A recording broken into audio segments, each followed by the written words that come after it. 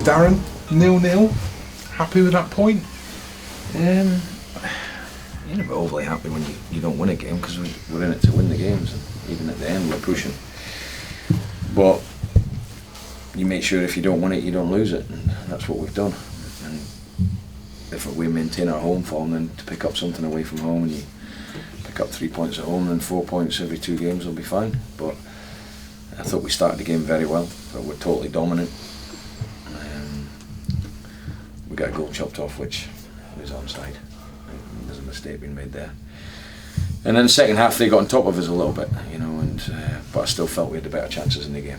Yeah, it was a strong first half with plenty of chances, and there was a sense really from us watching that the game was there for the taking.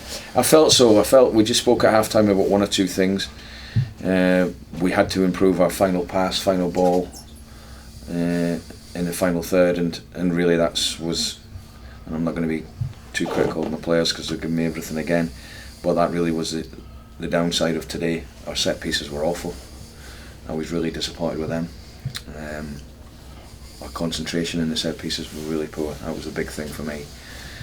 And the final pass, final cross was the thing that let us down. It didn't turn and draw into a win, but we did have opportunities, and I was very pleased in terms of the first 30 minutes, I would say. But they're a very tough team, Bristol. They keep going and going, and that's why they are where they are. They're a tough nut to crack. And they upped their game in the second half as well, didn't they? Yeah, they found. We spoke at half time about where they were overloading us a little bit in the middle of the park because of their formation, and we couldn't get our first pass off. We knew there would be a reaction to Clark Harris coming on, and there was. And, his first touch, he's taking a free kick that sort of got everyone up.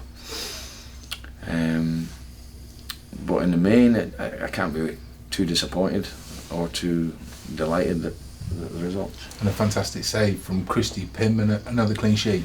Yeah, I mean that's the one real chance they had. The boy, I think it was Clark. You're thinking, oh, we're in trouble here, and he smashed it. And probably what you would do, and Christy's made a really good save.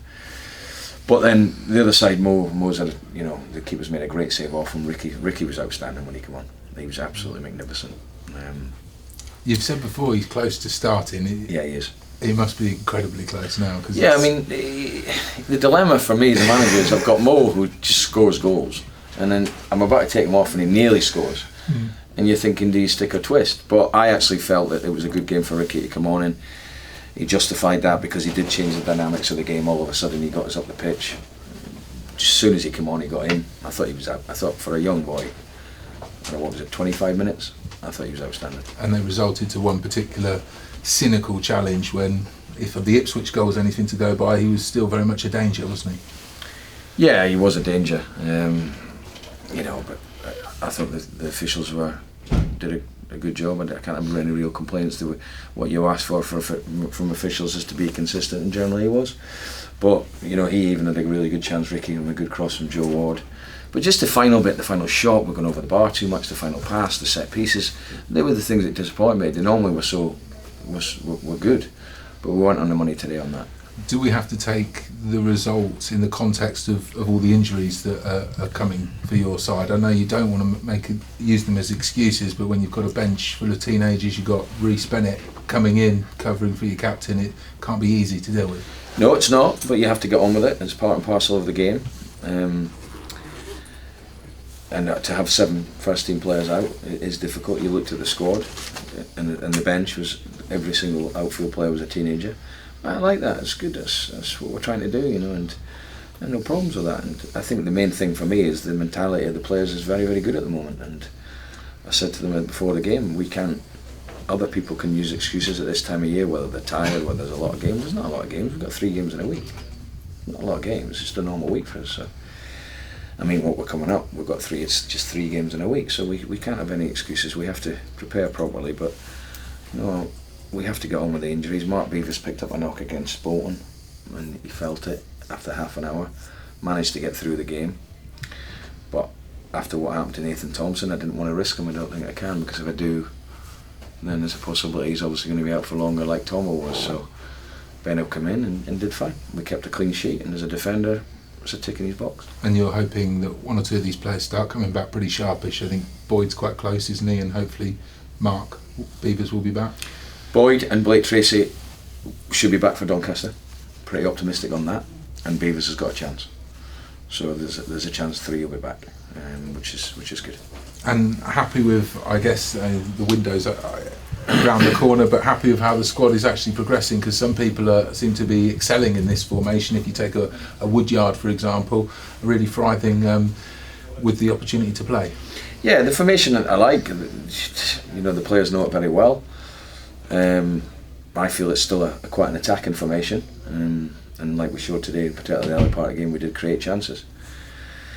And it's another clean sheet, and I can't recall too many opportunities that Bristol had clear-cut chances, I would have to say, without looking at the game back. Obviously the Clark one's an obvious one, but they had a lot of shots from the edge of the box, similar to ourselves, where we got blocks in, they got blocks in.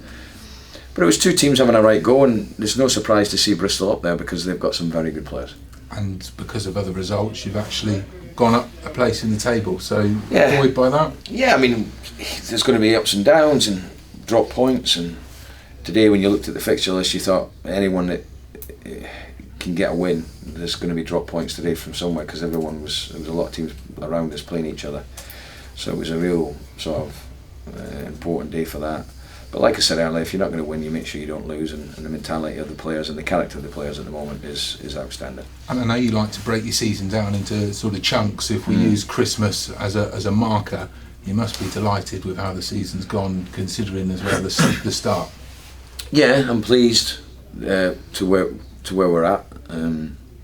We're doing all right. Good stuff. Have a good Christmas. You too. Thank you. How old is Ricky Gaffer? 17. He's just turned 17. Is that, and how much experience has he had with you as a substitute? Has he brought him on a number of times? Yeah, he started a game against Burton. It's electric. I mean, on Yeah, a pitch he's- like that, which must have been a bit treacherous. I mean, he's balanced and everything, and quick, isn't he? Yeah, That's he's fantastic. the quickest player I've ever worked with. Is he? Yeah, he's absolutely lightning. I thought he was excellent today. Real prospect, I yeah. thought he really changed the dynamics of the game, because it meant we got up the pitch. It meant they had to drop a little. I don't know if they realised how quick he was. I'm not sure, but they found out pretty quick. He's obviously he's an impact substitute. He looks like it could be, but Yeah. do you have to think a little bit that he is only 17? When do you start him? When do you put him into the team? Well, yeah, you do to a degree, but I feel that the game he did start, it was when Ivan was suspended, and I feel when a young kid, you would probably need an Ivan beside him because of Ivan's physicality. No disrespect to Mo, but he hasn't got that physicality. So when he comes on with Ivan, you know, you've seen what he did, and he's got all the respect of his team. I mean, look, we know he's got a right chance. We just have to try and keep a hold of him. And that might be the difficult bit. Yeah, absolutely. Thank you very much. Have you seen the offside goal? Yes. Offside goal, you've seen it that heavy because we happened, obviously. It was definitely inside.